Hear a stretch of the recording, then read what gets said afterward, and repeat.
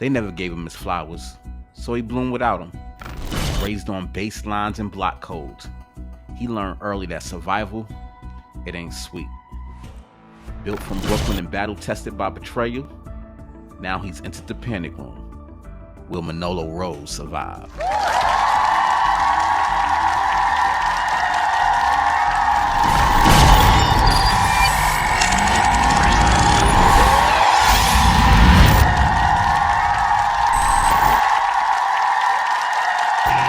Welcome to the panic room, where the heat is on and the questions hit hard.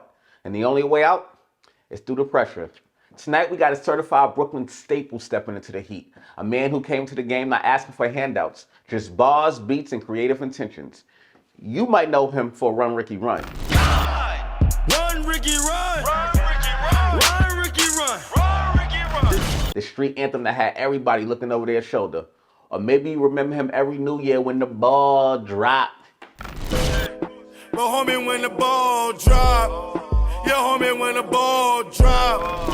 He's part philosopher, part problem, and fully unapologetic. A student of Coltrane and chaos, from punk to boom bap, from crack blocks to rap blogs. He lived it all and rapped it better. He survived the streets, but would he survive the panic room? Welcome to the panic room, the only place where silence can cost you everything. Here's how the game works.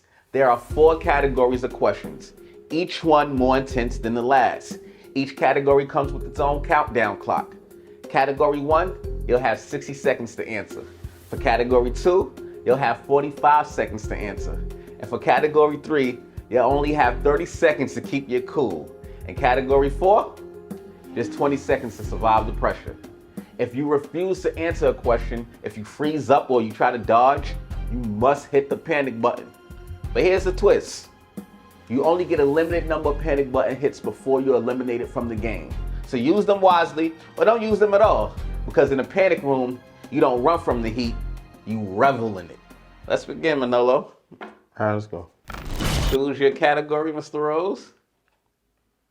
Street code. Let's go street code. Street code, what number? 3. All right, so you have 30 seconds to answer this question. From gunshots in your music to reality outside, what's the closest call you had that almost made your rap dream impossible? And you have 30 seconds. Oh, I definitely, the first time I got shot. Oh, okay. Yeah, in front of my house. Yeah, my shoulder basically, yeah. So that was the closest call I had that I could have died that day. Damn. I'm sorry to hear. I didn't even know that, man. Yeah. Oh, that's hard. That's hard. Do you want to stay here or do you want to move? No, we stay there. Okay. Let's go 5. All right. Number 5, you got 30 seconds to answer. You said you never wished death on Troy Ave. Right. But when that tweet went viral, what's the one truth you were too angry to say out loud at the time?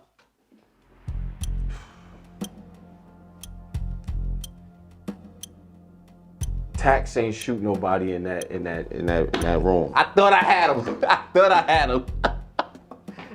had Just him. leave it at that. Yes, we're gonna leave it at that. I'm gonna leave it just like that. All right, industry traps number 1. And you have 30 seconds to answer this. All right. Jim Jones or Nas? Oh, Nas, man. Oh, shit. Don't do my boy like that. We're gonna need better questions for him. Yeah, Jim my guy, but come on, son. Come on. Nigga ain't no goddamn, he ain't the Esco. And I'm not even like a big Esco fan, but come on, son.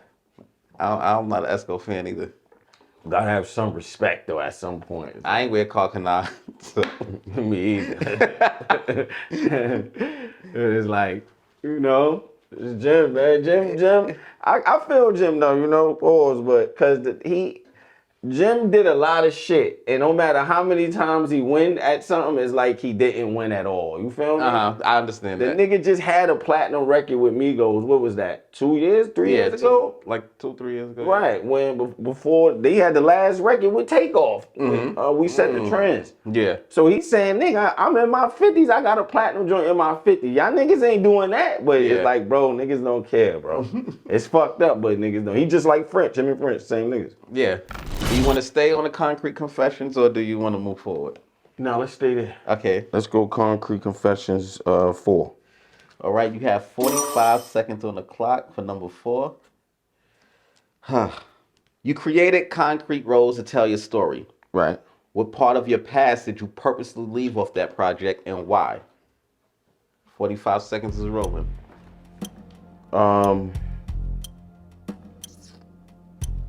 That I got married when I was What?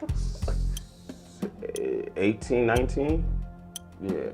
You got married? Yeah, I was 19. By the time I was 22, I had 2 wives at the time. Where the fuck would you live in Saudi Arabia? Right here. How did that happen? You know, being a Muslim, you know. Yes. And doing that, you know what I mean? But those are things I, left off of there, definitely. So that's an exclusive. Yeah. Oh, nobody knows that. Yeah, I never really spoke about that before. I thought I was going to trip you up, man, but this don't look like it's happening. Let a white artist copy your exact flow and win the Grammy, or never chart again but keep your originality. 15 seconds. No, I'm just gonna keep my originality. I don't want to be no coon ass nigga. Yeah, I ain't see that's that shit. What I'm saying, where niggas gotta have some type of integrity. You feel me? Niggas out here letting the honky man just come out here shucking and jogging in blackface. You know what I'm saying? Saying it's cool. That shit ain't cool. You niggas be doing that. The views expressed by Manolo Rose are solely Manolo Rose views because I want that white money, nigga. You know what I'm saying? Nigga on the Grammy shouting everybody out but you. Nigga be tight that'll at be the hurt. end. Yeah, that'll Nigga hurt. Like, feeling like the black man who Then your can man and next to shit. you. I thought you wrote that. Yeah, I did. Yeah, I did. He must have forgot me. Get the fuck out of here. I'm gonna call him tomorrow. Yeah, I'm gonna see him. We on warm-up freestyle number 3 with 60 seconds. You came up off of energy and chaos. Mm-hmm. What's the one moment in your career you wish you handled things with more strategy? Ooh, taking a I had a meeting with Todd Moskowitz at 300 one time, and we couldn't work out a deal, but he wanted to manage me. And at the time, I already had a manager, but I didn't understand that you need to walk to the door with a familiar face for everyone else to say you're okay to walk through these doors. You know what I mean? And if I would have knew that, I would have did it. You feel me? Yes. Yeah. So was the manager somebody that was unknown in the industry? Like coming up with me. And your loyalty? Right. And it's like, I didn't understand that you have to walk to the door with somebody that they already know. That's why they the ones who keep getting rich. Cause it's like, you just keep gatekeeping the door, you feel me? Yes. So when you thinking you could just go like, nah, the music, I'm gonna walk through and I'm, you know what I mean, niggas fuck with me, I'm ill. But it's like, nah, it don't work like that. Cause they don't need you. Yeah. In reality. Cause there's always gonna be somebody else, you know what I mean, to come and make a song. That was a very introspective answer, bro. That was good. That was a clean shot. Are we staying here on the warm-up freestyle? Yeah, let's go 5. Let's go 5. 60 seconds on the clock. You've worked with names like Dave East and Keith 8. Right. Who's one collab you wish never made it to the public? 60 seconds. Damn. The panic button is right there, just so you know. Damn. 50 seconds. I don't know, man. Fucking go! Let's go. That was a warm-up. Yeah, I don't want to put niggas out there. That's panic number 1. You have 2 more times to hit that panic button to survive this chamber. Oh man, let's go. Are we staying here for the warm-up? Yeah, let's stay here. What number we have left? Let's do 4. This is the last one on this one. Yeah. 60 seconds. And remember, you have 2 panic buttons left. 2 panic hits left. From John Coltrane to punk rock, Right. your influences are deep. Right. What's one musical risk you wanted to take but didn't, and why did you hold back? Ooh. Nigga don't say don't sing opera. No. You know what I want? You know what I wanted to do, and I didn't do, and I wish I would have. I wanted to do a whole project, right, where it was like just a redoing of all Max B joints over. And I didn't do it because at the time I was like caught in limbo in between two deals and trying to get out of one, and then it's like all of that is happening all at the same time. So it's like a bunch of records that I recorded for it, I didn't even get to, you know what I mean, put them out. And I got a whole project, right? Yeah, I got a whole project that's like with a bunch of all the skits and movies and shit like that. So I couldn't use it because you would have to get the copyright permission for each film, and that wasn't gonna happen. Yeah. So it was like, definitely. That's fire. Yeah. When you say redo some of his music, did you mean like actually take his verses and his hooks? And No, just like redo the hooks, redo the verses, but take the same production and take the melodies that he that he had did, and because I think just for him, I think he's just one of the illest at just making melodies and making the wordplay funny to the point where even though he can't sing, it makes you want to sing it because he can't sing. Like he was ahead of his time. He was way ahead of his time. You know what I'm saying? And it was just like an ill style that I just feel like nobody really did or could, maybe can't do, I don't know. But like I definitely wanted to take a full stab at it. Like, let me see if I could do that, because it's just an ill thing to do. Did you think that you weren't positioned enough to do? I mean, other than the label situation, because the first thing people was gonna just say, "Well, this nigga stealing from Max." Right. But I stole his whole shit. I was willing to take that, because what I was gonna do was, in that same process, through my connections, to get word to him as, yo, this is what I'm doing. Yes. You know what I'm saying? It just that, so I had the situation with that, I could have got that part of it done. But it was just everything else in the midst of, in the middle of, and there was a lot of shit happening that was like, fuck it. Like, you know what I mean? That sounds fire. Nah, it was just a, I feel like R&B artists somebody could redo a Celine Dion tribute album. You know what I mean? No, that's a fact. Somebody you could re-sing all the songs. Right, that's a fact. Well, rappers, we get in this box where it has to always be original. It has to be original. I said we, like I fucking rap. But I know what you mean. No, you're right though. I mean, you're right. You're 100% right. I think because niggas because it's just because of how the shit started though. You know what I'm saying? Yeah. It's like it started with basically talking about yourself. You know what I'm saying? How nice you are. Right, how you're the nicest with the but pen. But here's the ill thing, and this is why it's so crazy, because I think from that standpoint is like a little bit hypocritical, because the first rap song that blew up being Sugar Hill Gang, the nigga Big Hank rapped a whole nother nigga name. He rapped Grandmaster Cash's name. Yeah, sure. He said, I'm the C-A-N. That was the line, yeah. The nigga name was Hank. The nigga spelled Casanova. Yeah. Grandmaster Cash became the first songwriter. Right. The first ghostwriter. Right. Yeah. So he wrote that verse. He said the dude Hank was his manager. They must have came to get Hank. They thinking he rapped already. He like, yo, he didn't rap, but he has some rap books. Yeah. So he had his books, He had his rap books. So he said his rap. He wrote, oh, I got some shit for that. So it's like, you know what I mean? I'm putting that back into that time. Like, that's crazy. You feel me? But it's like, it's like niggas like, yo, niggas know what niggas selling out, but it's like the first shit that popped off was some sellout shit. But hey, y'all niggas do y'all, you know what I mean? Rest in peace, Big Bang Hank. Right.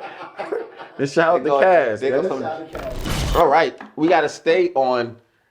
We're on concrete confessions. Yes. We're gonna stay here. This is question number 5 with 45 seconds. A lot of artists fold once the hype fades. What's a dark moment where you questioned if music was still your calling? 45 seconds. Waking up next to a stripper. One day I woke up, you know what I'm saying? Hotel, next to a stripper, and I just start questioning my life at that point. So it's like, for what? You know what I mean? Like, Was she bad? yeah, but But that's the what we shit, do it for. the shit was like some bullshit. You feel me? Cause it's like, yo, this shit ain't even fun. I was in the club for 3 years straight. You feel me? I was in the club for 3 years straight. And I mean, all around different parts of the country or whatever. And it was like the same shit every night, right? Yeah. And you just drinking and fucking with hoes. And then it was like I woke up and I looked at the bitch, right? You know what I'm saying? His bitch wig was off. So you know what I'm saying? I looked at it and I was just like, damn, if I wasn't doing this, I wouldn't be doing this. This is beneath me. Yeah. You know what I'm saying? Not saying fucking her, but I'm saying putting my dick in these bitches just was beneath me. It's something I wanted. I was like, this shit is kind of whack. And that's what made me kind of like fall back. It's boring. Like, I get bored with shit fast. You feel me? It's certain things about this shit that's fun, but there's other shit that's just like, shit's terrible. Yeah. You know what I mean? Bad And that's decision. and then when you living like that, that's how niggas like R. Kelly start existing. That's how niggas like Diddy start existing. That's why, cause your appetite for the things that you can do, you know what I'm saying? You become a sexual deviant. You know what I'm saying? That's what make you start saying like, damn, you think the bitch will let me piss on her? And then you like, the bitch will be like, nah. You like, nah, bitch ain't gonna let me piss on her. But then when you propose the idea, the bitch just want to be in the presence so bad. Yeah. It's like, fuck it. Have you You ever like, pissed on damn. everybody? I pissed on a bitch. Oh my before, God! I thought you know was what gonna have to. I pissed on a bitch before. I pissed on a bitch before I rapped. You know what I'm saying? I just wanted to, you know, I just thought it was some fly shit to do so I could walk around the lab. It was a nigga bitch I was fucking. And it was like, you know, pissing on her was just like a level of like, you know what I'm saying? Pardon me. You know what I'm saying? Let's just make sure it wasn't my wife. This is your last one. You survived this one. You survived the pain. Yeah, I'm a survivor. You know what I mean? I know. I'm fucking mad. Yeah, we got one though. I got one from him. Yeah. I ain't want to tell the nigga who was trash and all that shit. I probably gave a nigga some bullshit. You know what I'm saying? I done did that a few times, and niggas, unfortunately, stuff for the law. Here's your last question. This is where this or that. 15 seconds. You let Troy Ave keep all about the money, the credit forever, or you erase it from his hip hop history completely, even if it erases you. Nah, I ain't even gonna answer that, because I definitely ain't letting that nigga get no credit. I'll kill that nigga before Two. But even though you got two, you still survived the panic room. Yeah. You didn't hit it 3 times, you survived. So because of it, I got this for you. So a little token of my love for coming on. Manolo Rose. Oh, shit. He survived the panic room. Yeah, you see it. That's an official sticker. Uh-huh. And when the real plaque coming, I'll be sending that to you. Yeah, definitely. I Thank survived. You feel me? Manolo Rose. Okay. What are you currently promoting? What could our audience expect from you? Well, I think I'm gonna put out a project this winter. I'm kind of like in the process of doing that right now. What is up with you in the fall and the winter and your releases? Like, is this I something? don't know. You know, I think it's a New York thing. You know what I'm saying? I think that's one of the places. That's one of the things that make New York just an ill place. Because we probably one of the only few places that get 4 seasons. Yeah. You know what I'm saying? And then it's like the grit of the winter. I just feel like my energy is better suitable for that. Yeah. You know what I'm saying? That makes sense. Yeah. That makes sense. So my guy Manolo Rose just threw through the panic room like a true Brooklyn soldier. No panic, no fold, no fear. He faced the pressure, the past, the politics, and the pain, and came out standing 10 toes. The man didn't dodge a thing except for 2. And that mic, he still owns it. Concrete rose for real. From Best Stop Blocks to Panic Room Shocks. This one is simply stamped legendary. Give it up one time for my guy Manolo Rose. Thank you for coming into the panic room, man. I really appreciate it. All right. We'll see you next time. Same heat, same pressure. Only question is, will you panic under the pressure?